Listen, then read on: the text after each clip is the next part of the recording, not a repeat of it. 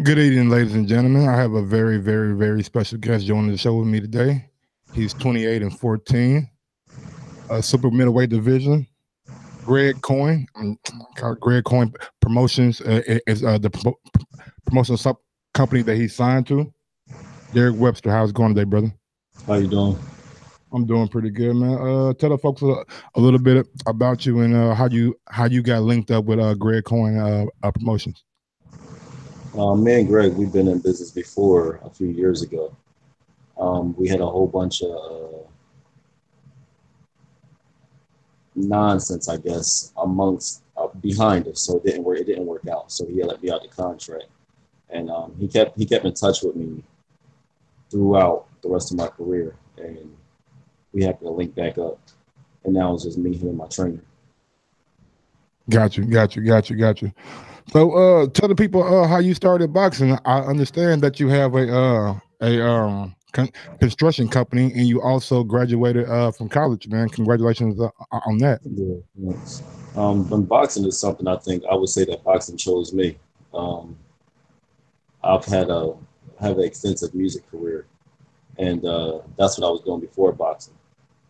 With the passing of my manager, a gym ended up opening up across the street from me just a few months after, and I knew I had to do something different. I was never really that 9 to 5 guy. You know, I always see myself doing something big. So I walked to a boxing gym, and pretty much I would say boxing chose me. Now, you said you had a music a career. What were you doing? R&B music, Okay, were you like a singing, producer? singing. No, I was just singing. Okay, so you can sing. Okay, hey, shout out to that. Shout out to that. So, you started back boxing when you were 24, 24 years old, yeah. and you only had 40 amateur fights. 40, yeah. 38 and 2. So what made the a decision to go pro so quick so soon? Um, a conversation that I had with Larry Holmes. He had commentated a an amateur tournament out in his area, upstate Pennsylvania, and he pulled me to the side and he said, you know, don't. He told me not to wait for the Olympics, not to wait to stay in the amateurs anymore because I already had the tools I needed to turn pro. So I thought about it, and like you know, given my age, I mean, like a lot of people that I was fighting was 18, 19. You know, they were young guys, and the amateurs for me was just it was just a bit boring. So yeah, I sat down with my team, I talked to them about it, and I turned pro. Do you feel like the pro style is more suited for your style of fighting? Yeah, because even through the amateurs, I had a pro style. You know, I would allow those guys to do all that amateur smacking, and then once I hit them with a nice combination, the fight was over. So you know what I mean? Like so, I always had the pro style, even in the amateurs. So you're 6'4", you're a super middleweight. Now, most people would be like, "Why this guy ain't playing basketball? Ain't playing basketball?" But you did play basketball for the University of Maryland. Just talk about Played basketball from grade school all the way to college. just talk about how that experience was and like your love for basketball. Well, basketball was life. You know what I mean? Like it got me through school. You know, got me on the good side of the teachers. But Yeah, I know, basketball, I know. basketball I was went to love. JUCO down in Oklahoma, so I know basketball saved me too, bro. When I was in college, I was getting through. Steve Francis was just graduating. Mm. Yeah, so I got a chance to actually hang around him and get to see what stardom was actually like. I've always been around major people growing up, and I think that's what helped shape my mind as being a professional athlete now. Okay. Now you're 28 and 14. You 28 and 1. I mean 28 with 14 KOs. I do apologize. Yeah. 28 and one. Now that one loss. What happened? Or did you learn from it? Well, I definitely learned from it. I mean, I should have never taken a fight at a weight that I didn't belong in. Mm. Um, I allowed people that's supposed to have my best interests talk me into something that I didn't belong in. So I actually took that fight and ended up having pneumonia through the fight.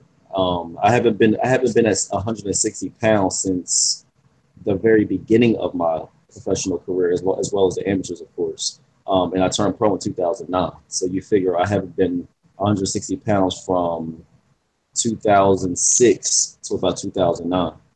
I could get there because my body's very disciplined, but I didn't know how I would feel there. And going through the training camp, uh, I wasn't finishing my sparring sessions.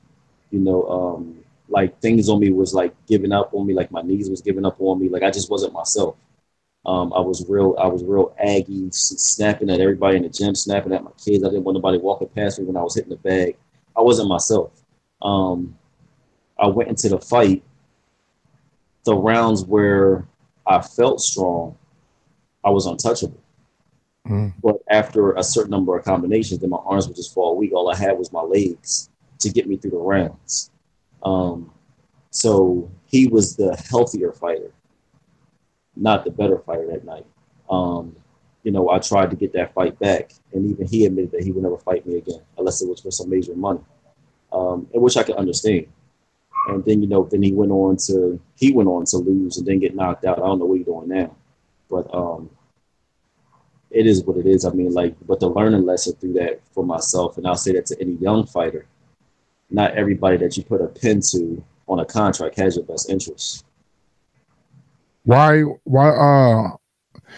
take that fight at 160? Was it just bad advice? Was it did It you was bad. It was definitely bad advice. And then I think I was trying to prove a point through the various of conversations I was having with my management team at the time. I was trying to prove a point to that I don't have a problem with fighting anybody, and it ended up me having a scratch on my record. So, I mean, like this isn't a sport where you need to prove a point to people, especially if it's not in your best interest. You know what I mean? And like I said, like you also got to watch who say they have your best interest and who's really just in it because it's a cash deal for them. absolutely, absolutely, I totally understand that. Now the 168 division is, I mean, it's getting deeper and deeper and deeper. After this fight, if or after you're victorious, where do you see yourself going in this division? Well, I mean, sitting down with Greg, we have a plan. Um, I'll definitely be breaking into the to the world ratings after this fight, and then we're planning on taking another fight after this, which is going to put me as a mandatory. And Oh, okay. right now we're shooting for Callum Smith, um, and I've been looking at Callum for like the last 5 6 months. I don't really see a major threat there at all. I mean, he's tall, he's a boxer, but he's to me he's nothing that I haven't seen before. And if you look at the guys that he's fought, not taking away from anybody, because that's just not my character, but he hasn't fought anybody like me that's gonna box. The first one that's going to hit him back. My movement is a problem for anybody. My speed, uh, and I'm not really the one to really take a lot of punishment either. So a lot of those shots, a lot of stuff that he hit people with is not going to happen here. I watching a lot of his fights. I get bored watching it. He fights a lot of shorter guys and he takes a lot of shots. Short guys don't get nowhere with me. I Well, mean, I see a lot of stuff coming before they even come. Like I've mastered that ring to where I know that certain spots in that ring, you only bust so many punches that somebody can throw. So where someone think they know what they're doing, I already know what they're gonna do before they do it. were you able to see the fight with him and George Groves? I actually just started watching that fight. It was a lot of back and forth between the two. Mm-hmm. George Groves was actually the first person that I did want because, of course, he had the belt. Mm-hmm. But I got turned down from that a bunch of times, and that could have been just because like I didn't have the representation that I needed, and I didn't break into the ranks yet. And talking to a lot of people from Golden Boy, Top Rank, whatever like that, I'm a threat. You know what I'm saying? Like, and like a lot of people don't want to take that threat for a little reward. You know what I mean? So at this point now that I have the representation that I have a lot on the table right now that I mean, I've been waiting. I'm ready for. I've been studying these guys before I even knew that I would even get here because I felt like I would. So Gotcha. mentally I'm ready. Okay, now you're 6'4". Okay, so would you say you're a puncher, a boxer, or a boxer puncher? I would say a boxer puncher. Okay. I'm just a little different in there compared to other people. You get some guys that go in and they shoot they load from the very beginning, Mm-hmm. and it's hard for them to get through deep waters. Um, my whole career, I really never know who I'm fighting.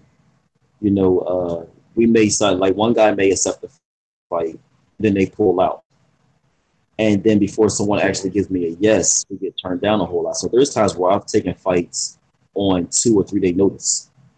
You know what I mean? Like, so my trainer just prepares me for the boxers, the brawlers, the awkward guys, the pressure guys. So whatever they choose to do, I'm willing to answer any question that they have. You know what I mean? I consider myself a boxer puncher because I can box my behind off. And if I catch you on the end of one of my shots, I mean, there's not technically anyone that I haven't gotten a ring with that I haven't hurt. Gotcha. I just choose to look good winning, if that makes sense. Absolutely. A lot of these guys that got a lot of knockouts, okay, yeah, that's great. But look at how you look to get those knockouts. You know what I mean? You look wild, you look outrageous, you're just hoping that something lands, or you just look kind of wild doing it. Like I just choose to look good in my approach. So, like, I mean, I can get into someone's head and take away the only thing they have in order to beat me, and that's punching me. If you can't hit me, then you're going to set frustration is going to set in. Once I get you going back to the corner and you and your corners arguing, now I know I got you. Now, let's say there is a counter argument to that statement. Let's say the boxers that have a lot of knockouts. Let's say that they're wild and they're all that. Let's say they're just trying to be fan friendly. What do you say to that? Like they would just want to please the crowd. That's good for them. You know what I mean? Like, I mean, at the end of the day, I mean, you definitely want to have the crowd behind you. Mm-hmm. I just choose to do mine a little bit different. I really don't really pay too much attention to what other people do. Okay, gotcha. Now I'm gonna give you some names in the 168 division, and just give me quick thoughts on them, and let me know how you feel about them. All right. Okay. James DeGale. Don't think much about him at all. Okay. Gilberto Ramirez. I didn't really know who he was until he fought Jesse Hart. Jesse Hart. I think Jesse Hart is actually doing what he needs to do.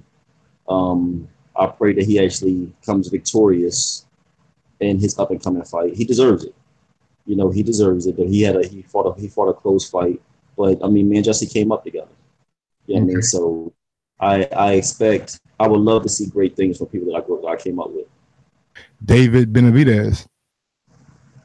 Young and talented, very explosive. I haven't really watched much of him either, but I do know the name. Caleb Plant. Signed to TMT. Is that Caleb? He's a good boxer. He's a good boxer. I don't think he's been tested yet. But he's a good boxer. I mean, I like to watch him box. I mean, he's very confident. I don't know if he's been tested just yet. All right, bear with me. Jose Uzcategui. I can never say that name either. I can never say that name either. I don't know much about him. Okay. I don't know much about him. I think someone offered me to fight him before. Within I think around last month. But it was like a week notice. And I'm not that guy. I'm not in need of money. You know what I mean? So I'm not going to be that, oh, we take this fight on short notice. I'm not that guy. If I don't have proper time to train for anybody, I'm not going to do it. Okay. So I don't know much about him. Chris Eubank Jr. Eubank, same thing about James DeGale. I really don't know much about him. So I really don't have an opinion about that. I don't really know much about him either. I just know the name. Do you know the name Rocky Fielding? Rocky Fielding. He was brought to my attention through Jesse Hart. Okay. And after looking at him, then I wanted that fight. Mm. And I reached out to Eddie Hearn, but I didn't get a response. But he has a tough test in front of him right now. That's all I'm gonna get to next. Like, I mean, he's going to get paid really well, but he has a tough test. I don't think. I mean, I give that just a few rounds before Canelo getting him out of there. Do you think Canelo will stay at 168? Do you think he'll go back down? No, I've actually talked to some people connected to Canelo, and I don't think he's staying. I think he came up to a division and got a good champion that he's going to walk through. But I think he's going back down. Man, you so nice, man. You so nice. What do you think? What do you think about Triple G fighting Kellen Smith if that happens? Callum Smith? Yep, there's been talks about it. Well, isn't there talk about Triple G coming up to 168 and fighting Callum Smith? I don't know about that fight. Two different styles, but again, that's the style that Callum Smith is used to, short guys. If he can keep him on the outs, Triple G has problem with boxers. Mm. He has trouble with people with boxers, and he has trouble with people that's not afraid of him. I'm not really sure how that fight goes, but if he comes up, it's definitely a fight that I'll be watching. No, you are at 168, but you are at 64. Do you ever see yourself campaigning at 175? I fought at light heavyweight a few times. My last fight was actually at light heavyweight. I don't have a problem with light heavyweight. I just gain a little more power. My speed doesn't waver. My movement doesn't change. I get a little stronger. I do have hopes of taking a fight at light heavyweight one day. I'm sorry, at heavyweight one day. Oh, you do have hopes of going up to heavyweight. Yeah. You see, well, let's get to it then. Wilder Fury. Wilder is big. I met him. Yeah, he's big as fuck. I'm not really sure how that fight's going. I think it's going to be an ugly fight, honestly. Why you say ugly? You got two giants that wants to prove who can hit the hardest. So I think it's going to be a big slugfest. And Wilder, when Wilder doesn't stay the sharpest throughout his fights. He gets a little unorthodox. I'm not a Fury fan at all. So, I think it's going to be a wild fight. I think it's going to be a wild fight. What are your thoughts on possible disqualification before the fight even ends? Disqualification? Possible disqualification. Damn. I just think it's just going to be a wrestling match. Okay. Wrestling match. What are your thoughts on Anthony Joshua? I like Anthony. Okay. I like Anthony a lot. I love his ambition. I love his drive. I would love to see Anthony and Wilder. That's what I would like to see. Absolutely. I would like to see that. I think he proved his point when he fought Klitschko that he could take a punch and get up and still finish. Wilder on the other end, his power doesn't waver at all. It doesn't waver at all. So if he catch you on the end of that, you got to see how you actually respond to that. All right, just some more names, and just give me your quick thoughts on them. Luis Ortiz. I like Luis Ortiz as well. I liked him over Wilder when he fought. I think he fought a really good fight. He has power. He can box. But again, where he had Wilder hurt, he couldn't finish Wilder. So Wilder showed that he had a bit of a chin. And that's when I realized, like, wow, like this dude's power does not change at all, But I like Ortiz. I've always been a fan of Ortiz. Dillian White. Who? Dillian White. Not sure what that is. Okay. Well, I ain't gonna break them down to you then. There's a big fight today. I don't know if you know. Tony Bellew and Alexander Usyk. Yeah, I seen that. Which again, two guys that I'm really not too familiar with. I just know Bello from us being in the movie Creed together. Okay. Okay. I don't know anything about it. All right. Well, listen, let's play a quick little game before I let you go, just to give the people a little insight on your personality and the kind of guy you are. All right. Okay. Hot or cold? Say it again. Hot or cold? Hot. If I wasn't boxing, then I would be. If I wasn't boxing, I would probably be filming. Okay. My favorite cartoon as a kid was. My favorite cartoon as a kid, probably the Jetsons. Wow. I ain't never heard nobody say that one. Okay. That's the first. My favorite movie is. My favorite movie. I don't really have a favorite movie. I like horror movies though. Give me the top 3. Uh, Top 5. If you can't make your mind up. yeah, I just love movies. You know what? Bad Boys. I like Bad Boys. That was a good action movie. I'm really anticipating Bad Boys 3. Which one was better, 1 or 2? I like 2.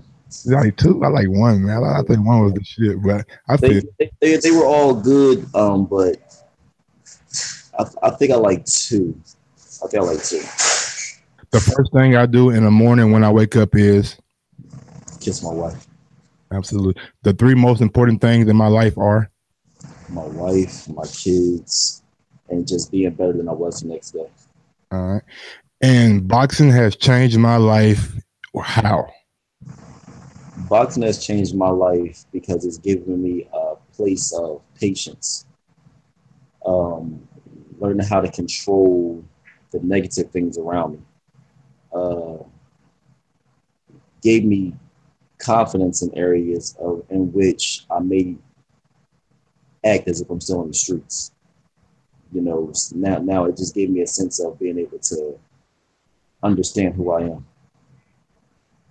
Absolutely. Well, man, I wanted to thank you for your time. If you got any social media and you got a fight coming up, so let the people know when you're fighting and give them your social media. When and where you're fighting. I'm sorry. Yeah, we're fighting in Delaware. We're fighting Delaware first at Hoboken, Delaware, at the Hoboken Arena. Elite Promotions. My social medias is just simple: Derrick Webster, DERRICK, Webster, such as the dictionary. That's Facebook and Instagram.